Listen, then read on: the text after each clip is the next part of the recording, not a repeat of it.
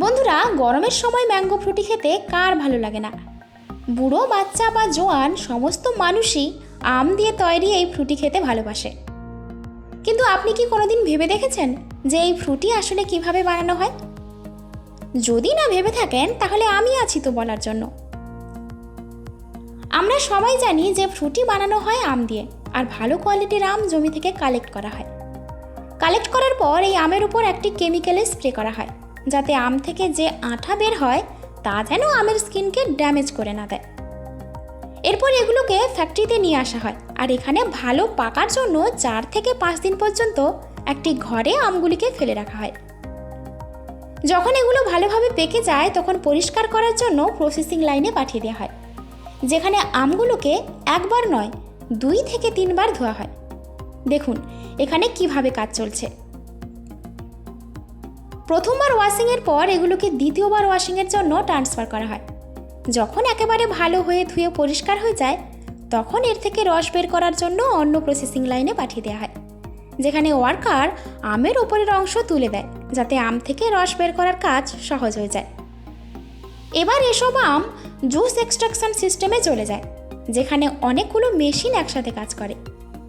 এই মেশিনের মধ্যে আমের খোসা ও বীজ বের করে আমের পাল্প তৈরি করে, যেগুলো একটি গরম চেম্বারে দিয়ে বাইরে চলে আসে।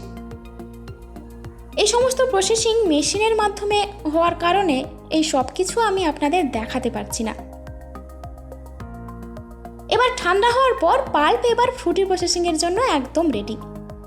ফ্রুটি বানানোর প্রসেসে ম্যাঙ্গো পাল্প, চিনি, পানি, সাইট্রিক অ্যাসিড আরও অন্যান্য ইনগ্রেডিয়েন্ট একসাথে মিশিয়ে ফ্রুটি বানানো হয়।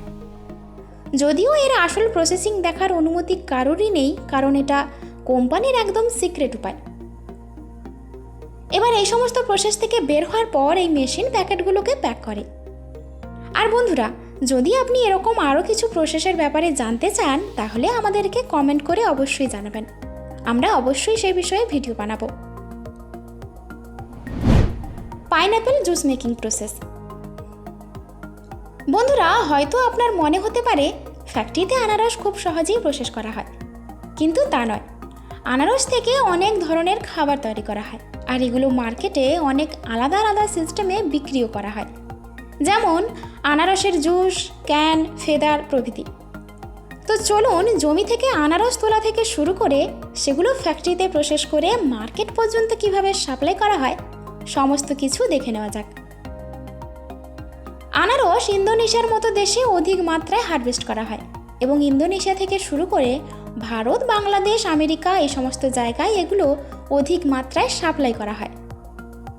তো বন্ধুরা, দেরি না করে জেনে নেওয়া যাক আনারস কিভাবে তৈরি করা হয়। বেশিরভাগ কাদাওয়ালা জমিতে এই আনারস লাগানো হয়। তো সর্বপ্রথম কিছুটা এইভাবে পাতার মতো দেখতে এই বীজকে মাটিতে গর্ত করে রোপণ করা হয়। আর বন্ধুরা, আপনি কি জানেন আনারস একটা ফুল? এই সুন্দর ফুলটি কিছু সময় পর কনভার্ট হয়ে যায় এক সুস্বাদু ফলে। ফ্যাক্টরিতে প্রসেসিংয়ের জন্য পাঠানোর আগে এই আনারসকে কয়েকবার চেকিং করে নেওয়া হয়, এটা দেখার জন্য যে এই ফল প্রপারলি মিষ্টি হয়েছে কিনা। তারপর জমি থেকে অনেকজন কৃষক একসাথে আনারসগুলোকে হারভেস্ট করে তারপর সেগুলোকে বিভিন্ন রকম সিস্টেমে ফ্যাক্টরিতে পৌঁছে দেয়। ফ্যাক্টরিতে নিয়ে গিয়ে এগুলোকে প্রসেসিং লাইনে পাঠিয়ে দেওয়া হয়। এই লাইন বড় মনে হলেও কিন্তু এর প্রসেসিং খুবই চমৎকার। সর্বপ্রথম সমস্ত আনারসগুলোকে কনভেয়ার বেল্টের সাহায্যে রোলিং মেশিনের দিকে পাঠানো হয়, যেখানে অনেকগুলো মেশিন এগুলোকে প্রসেস করে, আর এর মধ্যে পানি স্প্রে করা হয়, যার ফলে এর থেকে নোংরা আবর্জনা এবং ময়লা সমস্ত কিছু বেরিয়ে যায়। আর এটাই শেষ নয়, এর সাথে সাথে অ্যান্টিব্যাকটেরিয়াও স্প্রে করা হয়, যার ফলে এর থেকে সমস্ত ব্যাকটেরিয়া ধ্বংস হয়ে যায়। তারপর ওগুলোকে পাঠিয়ে দেওয়া হয় পারফেক্ট কাটিং মেশিনে, যেখানে এগুলোকে সঠিক সাইজ এবং আকারে কেটে নেওয়া হয় এবং একটা নজেলের সাহায্যে সামনের দিকে পাঠিয়ে দেওয়া হয়। সেখান থেকে এগুলো সোজা চলে যায় ফ্যাক্টরিতে থাকা ওয়ার্কারদের কাছে, যেখানে এগুলো কাটিং করা হয় এবং ওখানে খারাপ অংশগুলিকে কেটে বাদও দেওয়া হয়। এবার আরেকটি নজেলের সাহায্যে কিছু ওয়ার্কার ওগুলোকে সামনের দিকে পাঠিয়ে দেয়, যেখানে কাটিং মেশিন সেগুলোকে পিস পিস করে কেটে দেয়। তারপর এগুলোকে আরও বেশি ছোট করার প্রয়োজন হয়, আর এর জন্য আরেকটি কাটিং মেশিনের সাহায্যে আরও ছোট ছোট করে কেটে ফেলা হয়। তারপর সময় চলে আসে এগুলো প্যাকিং করার। এগুলো প্যাকিং করার জন্য কয়েকজন ওয়ার্কার স্টিলের কন্টেনারে 1 কিলোগ্রাম করে আনারস লোড করে আর সিল প্যাক করার জন্য পাঞ্চিং মেশিনের দিকে পাঠিয়ে দেয়। তারপরে এর ভেতরে আনারসের জুস লোড করা হয় এবং সম্পূর্ণ প্যাকিং করা হয়। প্যাকিং করার সময় এর ওপরে জুস লেগে যায়, এজন্য এগুলো ওপর থেকে গরম পানি দিয়ে পরিষ্কার করা হয় আর এটা এখানে 3 মিনিট পর্যন্ত হতে থাকে। সব লাস্টে এগুলোর ওপর কালার প্রিন্ট করা হয়, যেখানে কোম্পানির নাম, লোগো এবং দাম প্রিন্ট করা হয়। এবার সমস্ত কাজ শেষ। এখন এগুলো কয়েকজন ওয়ার্কার হাতের সাহায্যে কার্টুনের মধ্যে প্যাক করে দেয় এবং মার্কেটে বিক্রি করার জন্য পাঠিয়ে দেয়। অন্যদিকে আবার আনারসের জুস ফ্যাক্টরিতে বানানোর জন্য সমস্ত আনারসগুলোকে সর্বপ্রথম ওয়াটার ট্যাঙ্কে করে নিয়ে আসা হয় আর ওখানে 10 মিনিটের জন্য ভালো করে পরিষ্কার করে নেওয়া হয়। যখনই ভালো করে পরিষ্কার করা হয় তখন এগুলোকে কনভেয়ার বেল্টের সাহায্যে ক্রাশিং সেকশনে পাঠানো হয় আর এইখানে শুধুমাত্র পাকা আনারসগুলিকে নেওয়া হয়, কারণ এর ফলে নাকি জুসের কোয়ালিটি খুব ভালো হয়। সমস্ত আনারসগুলিকে অনেকগুলো রোলিং কনভেয়ার বেল্টের সাহায্যে পাঠানো হয়, এর ফলে এর থেকে সমস্ত পানি ঝরে যায় এবং পিওর আনারস জুস থেকে যায়। এবার চলে আসে মেন প্রসেসে, যেখানে আনারসকে চিপে এর ভেতর থেকে রস বের করা হয়। এই মেশিনের একদিক থেকে আনারস দেওয়া হয় আর অন্য দিক থেকে এর খোসা বের হয় আর অন্য দিক থেকে বেরিয়ে আসে পিওর আনারসের জুস। এগুলোকে কোনোভাবে ফোটানো বা এতে কোনো রকম কেমিক্যাল মেশানো হয় না, শুধুমাত্র প্যাকিং করা হয় এবং মার্কেটে বিক্রি করা হয়। Fish catching technique.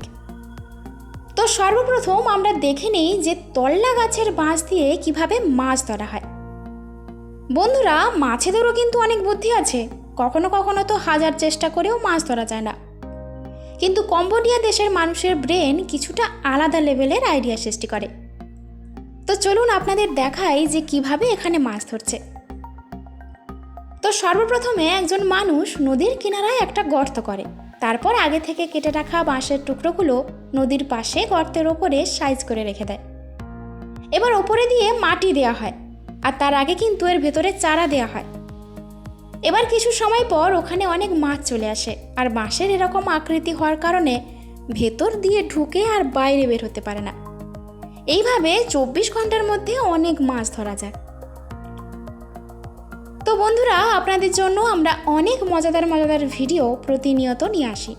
যদি ভিডিও ভালো লেগে থাকে তো একটা লাইক অবশ্যই করবেন, তার সাথে চ্যানেলকে সাবস্ক্রাইব করতে একদমই ভুলবেন না। আর হ্যাঁ, এর সাথে পাশের বেল আইকনটি ক্লিক অবশ্যই করবেন যেন নতুন ভিডিও সবার আগে দেখতে পান।